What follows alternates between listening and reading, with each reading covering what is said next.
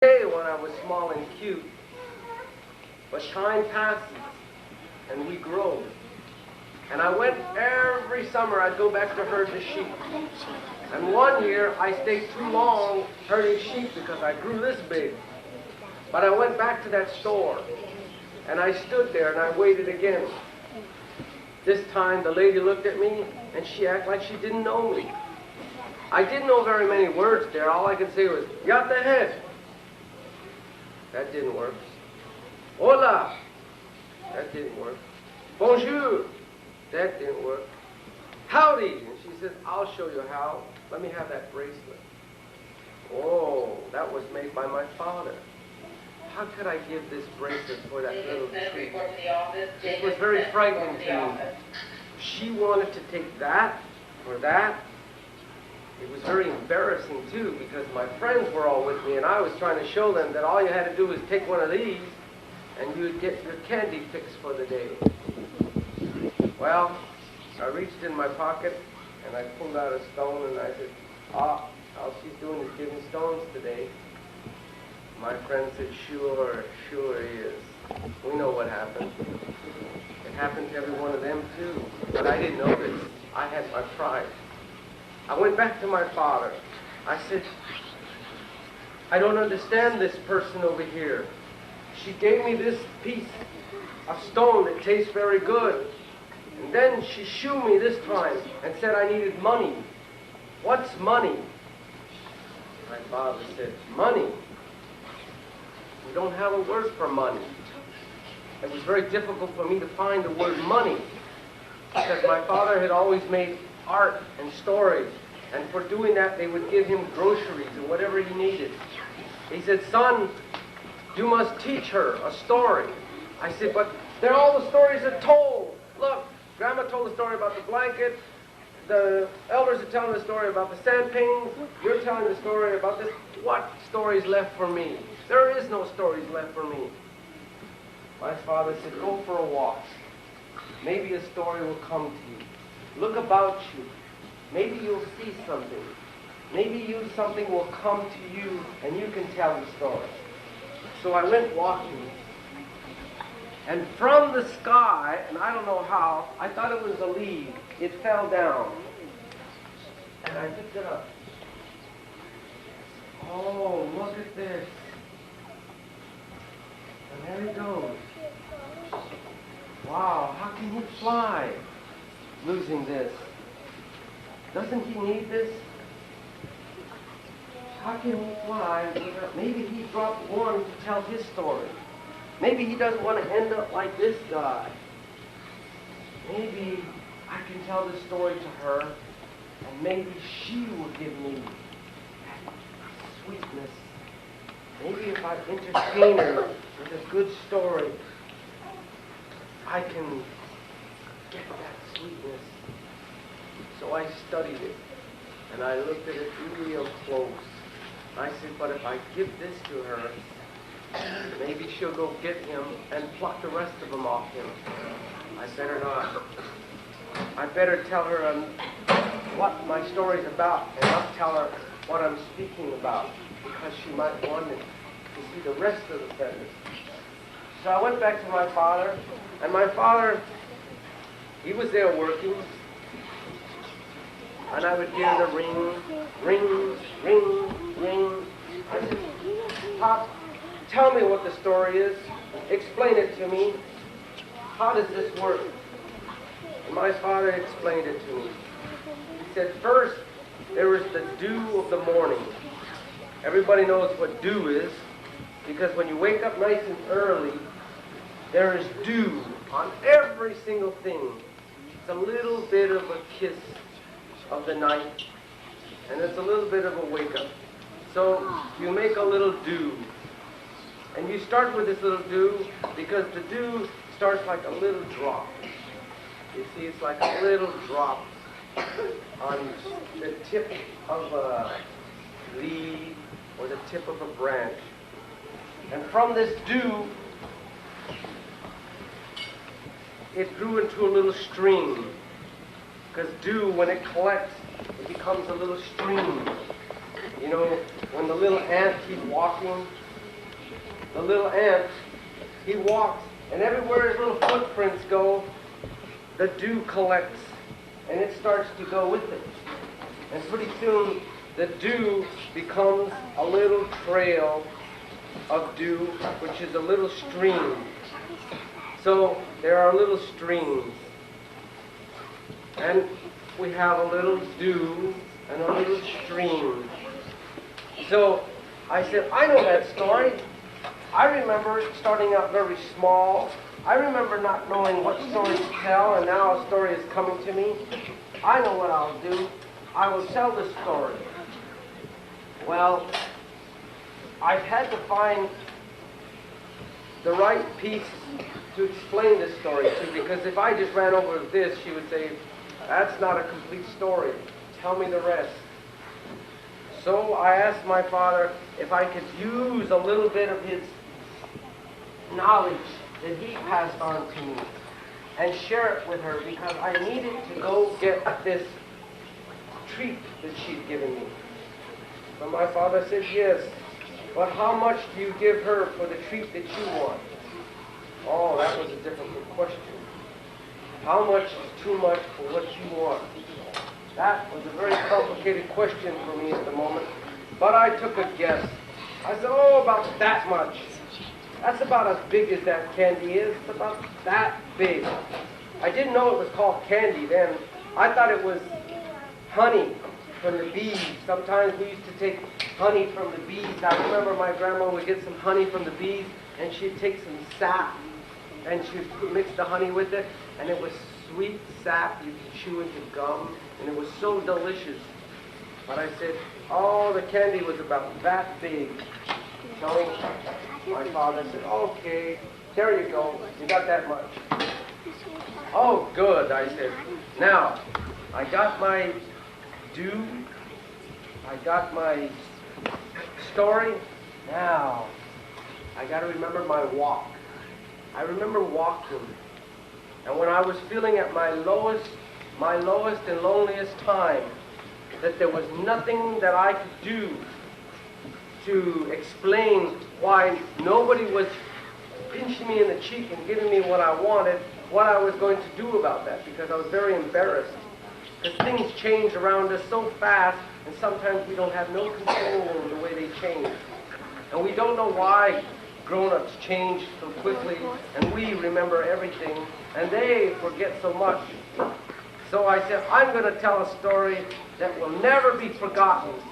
I will tell a story that will be remembered forever and ever and ever. So I found a precious metal that my father had given me, and this metal was silver because it was pure. They call it silver because it was so shiny when you buff it up. And I used to look at all of the stuff my father would wear, and I would notice when he would wear this jewelry, he could get all the groceries he wanted. He could get just about everything he needed, and all he'd have to do is wear that piece. So this was amazing to me. I was very impressed with this. So I said, well, I'm going to have to do some of that. I'm going to have to get some of that dew. Then groceries are going to have to be gotten the same way my father did. So I looked about myself to find out how I was going to make this happen. I said, well, the first thing I got to do is make something that's impressive. Make something that is so worthy that she will be so overwhelmed with me that she will probably say, this guy is okay. I'm going to give him what he wants. Well, in time, I began my story with this dew and with this sheet of metal. And I said, when you begin a story, I always think back. Where have I been? And I remember my grandmother telling me about patience.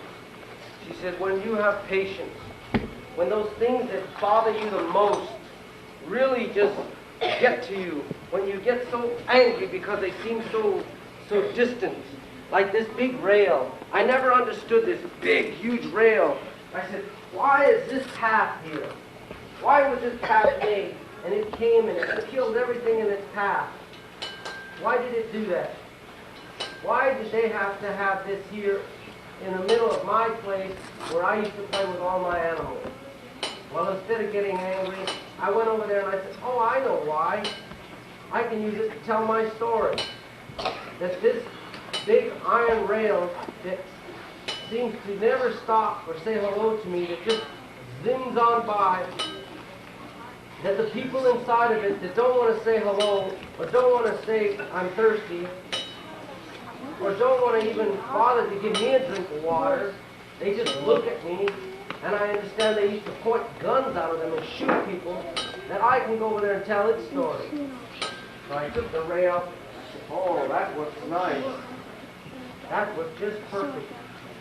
Here I go.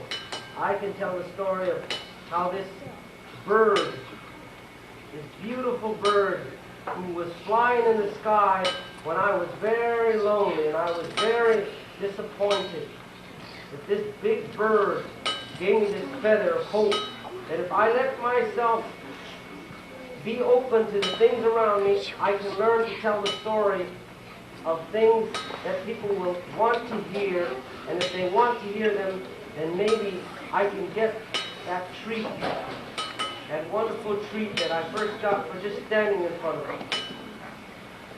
So I began to make this story, and it was not a very easy thing to do, to sit there and learn to tap the hammer just right. Because my father said, when you tap the hammer, it has to have a certain weight. It has to have a certain flow. You can't hit it too hard. You can't hit it too slow. I said, wow, that sounds like a lot of work. But in time, I learned to tap it. I learned to knock it. And I learned to see my shapes. I said, oh, this is a good idea. I like this. I like this story. Because even though it seems like all the stories have been told, even though this feather fell out of the sky and I don't want to endanger this bird, I will tell a story anyway. I said, here he is.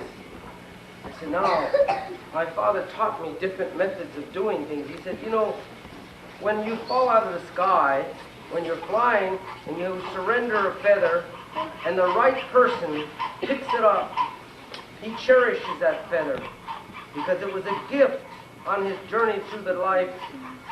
It was a gift to tell you that even birds that are flying in the sky, just because their feathers have been ruffled or even lost, they don't fall from the sky. They learn to adjust their flight. So I said, well, I'll tell her that story. I'll make this story more complete because I slipped. Because I wanted that piece of candy so bad, and I was so embarrassed, just like I wanted that trickster rabbit that made me get so humiliated in front of all my friends. I have to explain this. But I don't have all the words. Everybody's already said all the fancy words. What words can I use? What can I say that's going to be so fancy? How can I explain to people that I have witnessed trials and I've experienced sad times? They probably had more sadness than I have. Maybe my sadness isn't that important. Maybe I don't need to talk about things as well as they say I do. But I needed to tell my story. I needed to say, well, I needed this money and I had none. And when I went to my father to ask for some, he didn't know what I was talking about. Because I explained to him I wanted this rock. It was so sweet. It was so good. It was so delicious that I needed to have some more of it because my body was aching if I didn't have that candy right away. I needed to race back over there, and I was about to give my favorite bracelet that my father had made for me special. I was about to give that to them. I said, this can't be so. I can't do this. I can't let this happen. I can't let this candy control me. I have to do something about this. I must do something about this. Otherwise, I'll be in trouble. Because I will not give up what my father gave me. I will not tell the story that my father made for me in this bracelet he made for me. Because every piece of jewelry that my father would give us had a story. It was a special private story. My father would give us stories that would tell us about who we were, where we had been, and what was about to come about us. Because when you know where you've been, and you know about your father, you know about your grandmother, and you know about where and how you came about, where to plant the seed, what the different colors of sand are about, where the different animals roam, you don't feel lost. And it's a nice feeling to not feel lost, because many, many people, they feel lost and they don't know who to turn to.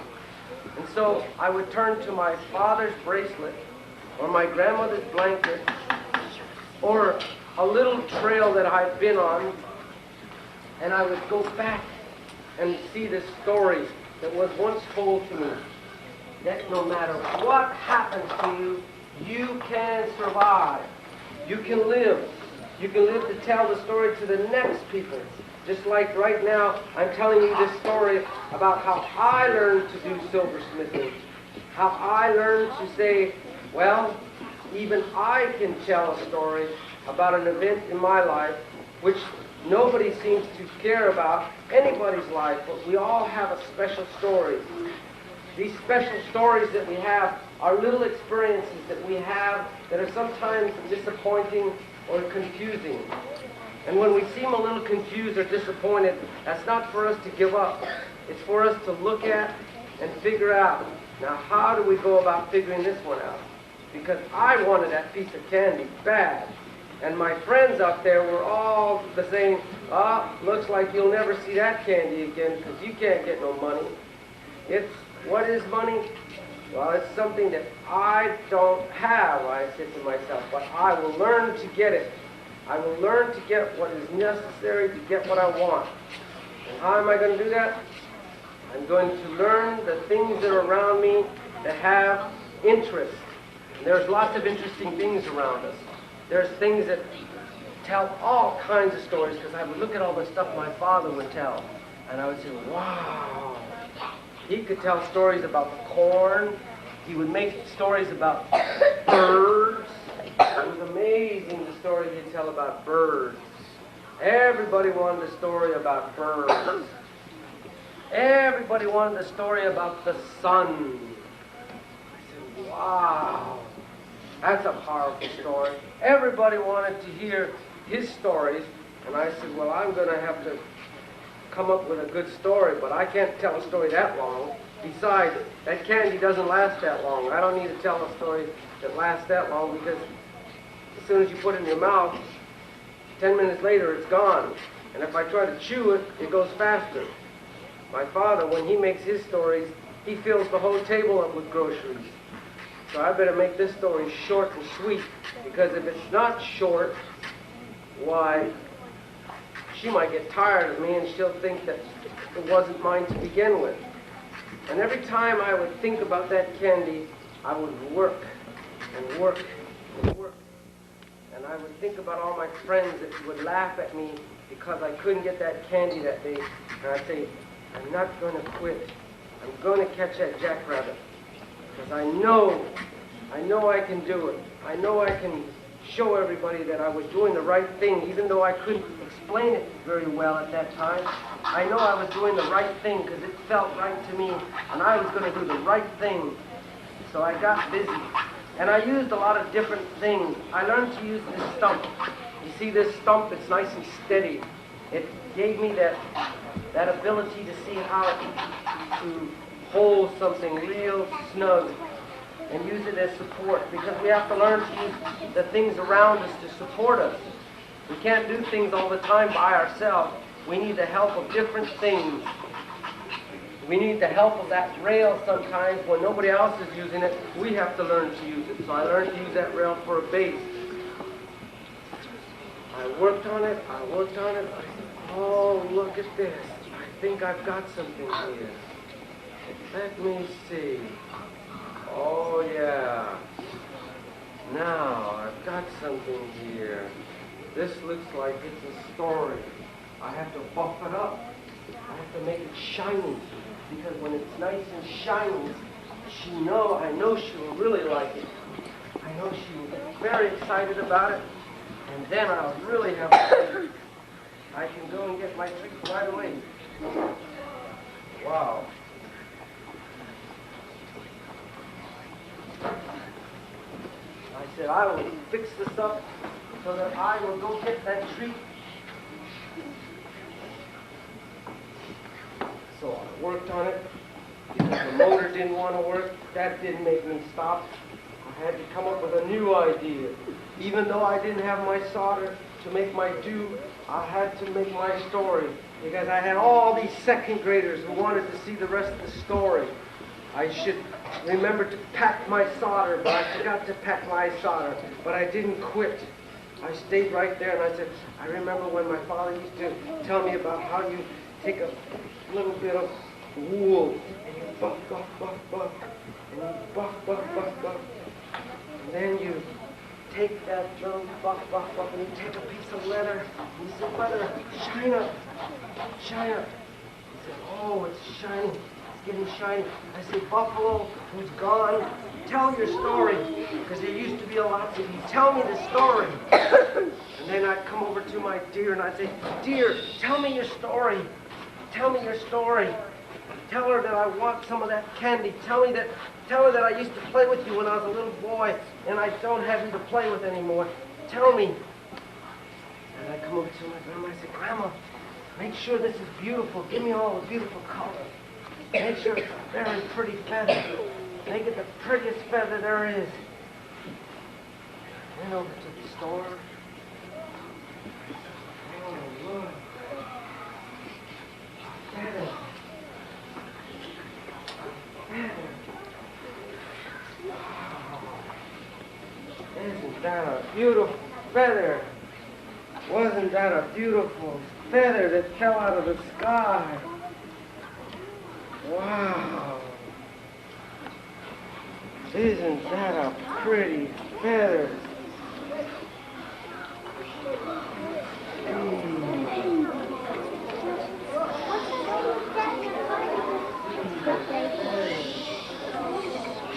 Now, the person who writes me the letter with the beautiful story gets this feather, because I'm not going to trade it in for candy. I'm going to wait for that sweet story that you have.